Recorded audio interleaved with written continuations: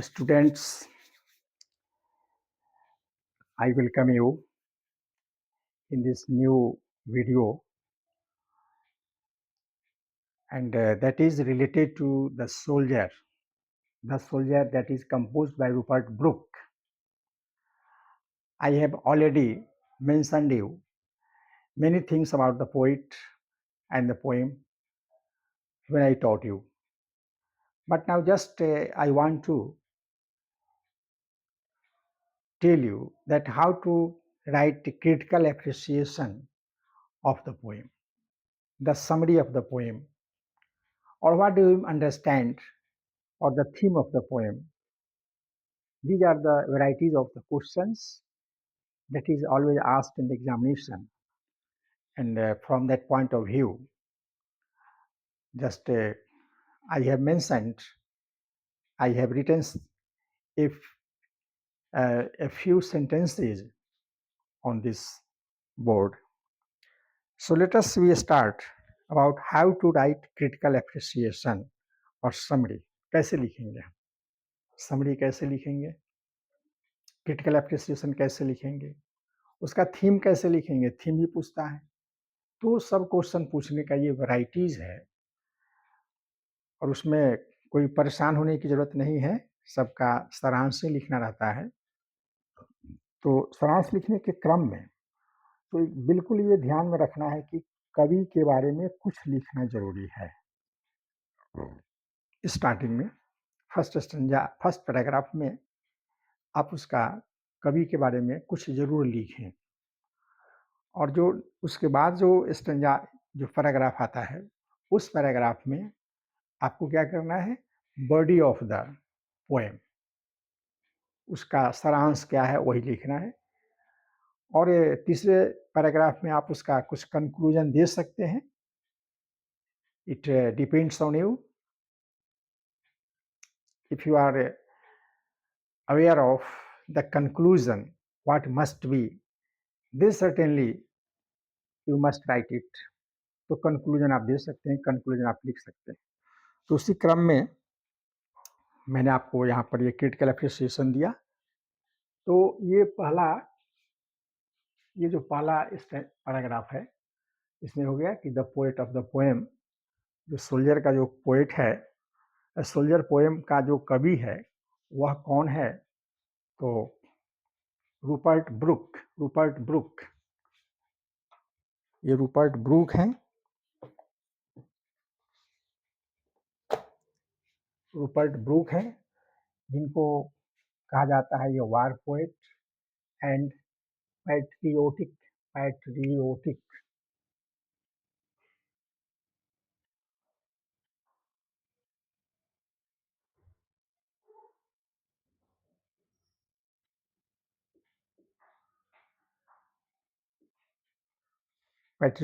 Poet, देशभक्त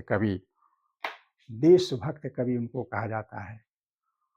उनको वार poet कहा जाता है, रूपर्ट ब्रूक. और रूपर्ट ब्रूक के बारे में कहा जाता है कि ये most हैंडसमेस्ट young man of England, सबसे सुंदर नौजवान थे वे, और बहुत कम एज में ही मर गए. फर्स्ट वर्ल्ड वार के समय की बात है.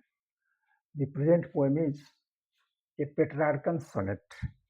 ये जो कविता है ना, ये पेट्रार्कन सोनेट के रूप में है. पेट्रार्कन सोनेट मैंने आपको सोनेट पढ़ाने के समय बताया है कि पेट्रार्कन सोनेट क्या होता है. सोनेट 14 पंक्ति की कविता होती है.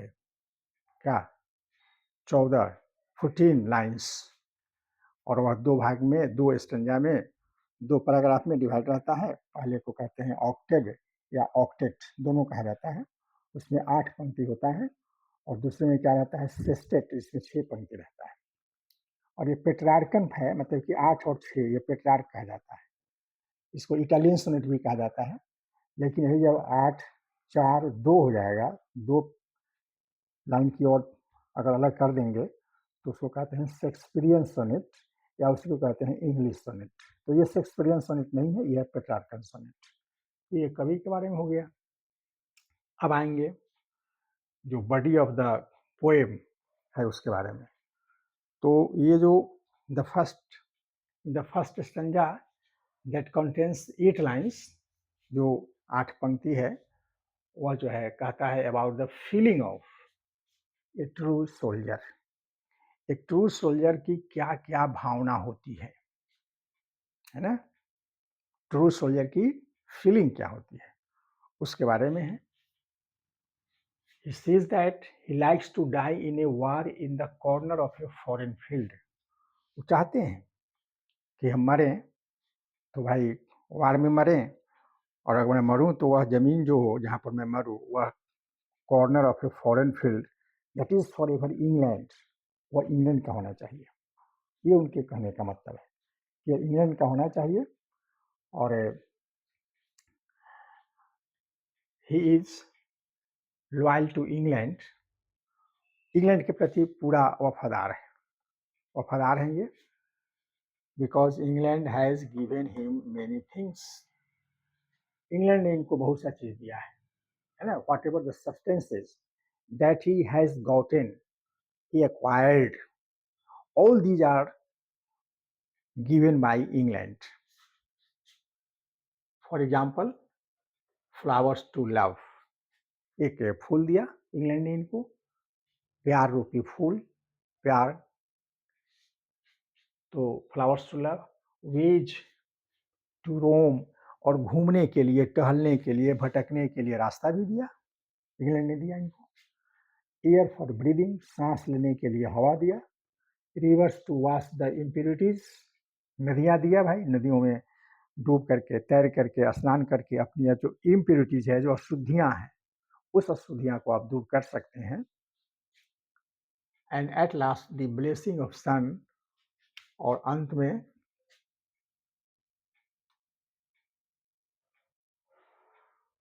ये ब्लेसिंग्स ऑफ सन, सूरज का आशीर्वाद है ना, सूरज की कृपा इनको मिला। तो ये जो सब्सटेंस है इनको मिला है, उसके बारे में ये जिक्र कर रहे हैं कि क्या क्या हमको मिला है। अब जो नेक्स्ट स्टंजा है, सेकंड स्टंजा है, in the second stanza the poet says that whenever he thinks about the gifts of England all he said away। ये कहते हैं कि भाई देखिए, जब मुझको ये सब चीज के बारे में, जो गिफ्ट हमको मिला है उसके बारे में जब मैं सोचता हूँ, whenever he thinks, जब वे सोचते हैं किसके बारे में, अबाउट द गिफ्ट्स जो गिवन बाय इंग्लैंड, इंग्लैंड को दिया है ना। तो क्या होता है कि all evil seed away, all evil seed away, इनके अंदर में जो भी बुराइयां हैं सब बुराइयां समाप्त हो जाती है खुशी में। There is pulse in his eternal mind, उनके इस दिमाग में जो है सो कंपन शुरू हो जाता है, कौतूहल शुरू हो जाता है खुशी से। और he is very happy by seeing the site of England, और बहुत खुशी महसूस करते हैं जब इंग्लैंड का नज़ारा देखते हैं कि वाह हमारा इंग्लैंड कितना सुंदर है ना। ये सुंदरता एक कम, ये है कम, ये कविता है कंपोज अपॉन वेस्टमिंस्टर ब्रिज, है ना। वेस्टमिंस्टर ब्रिज से जब सवेरे में इंग्लैंड शहर को, लंदन शहर को देखा जाता है, थेम्स नदी के किनारे वह, थेम्स नदी पर वह पुल बना हुआ है, और जब उसकी चर्चा होती है, कभी सुबह में कहता है कि देखिए उठ करके तो कितना अच्छा लगता है लंदन शहर, थेम्स नदी पर जो वह पुल बना हुआ है वेस्टमिंस्टर ब्रिज, तो बड़ी सुंदर लगता है। तो वही सुंदरता का बात, वही सुंदरता की बात, तो ये कहते हैं कि हमको वह है help by seeing the site of England and hearing the sound of falling ice, और जो बर्फ गिरता है, छोटा छोटा बर्फ का टुकड़ा गिरता है, क्योंकि इंग्लैंड जो है वह है बहुत ठंड प्रदेश है, वहाँ पर बर्फ़ हमेशा गिरती रहती है, तो उसके गिरने की जो आवाज़ आती है, जो साउंड आता है, वो भी इनके कान को बड़ा अच्छा लगता है, बहुत सुंदर अच्छा इनको मालूम पड़ता है। He is also happy by the laughter of his own. बहुत खुश हैं अपनी ही हंसी से, उनको जो अपनी हंसी आती है तो उस हंसी से भी क्या है कि इनको बहुत ज़्यादा खुशी होती है। He has learned a lot from his friends. और उन्होंने अपने दोस्तों से जो सीखा है, वह कहाँ के दोस्त हैं इनके? इंग्लैंड के दोस्त हैं, तो उनसे भी इन्होंने बहुत कुछ सीखा है। When he thinks all these things, there is peace in his heart, and it seems that England is like a heaven. When he thinks all these things, जब वे सोचते हैं इन सारी चीज़ों के बारे में कि भाई इंग्लैंड ने क्या-क्या हमको दिया, कितना सुंदर हमारा देश इंग्लैंड है और हमको ये इंग्लैंड की रक्षा कर रही है, इंग्लैंड के लिए हमको फाइट करना है। तो ये सब सोच करके all these things there is peace in his heart. उनके दिल में बड़ी शांति आती है, सुकून लगता है कि वाह! क्या सुंदर देश है ये। Heart and it seems that England is like a haven.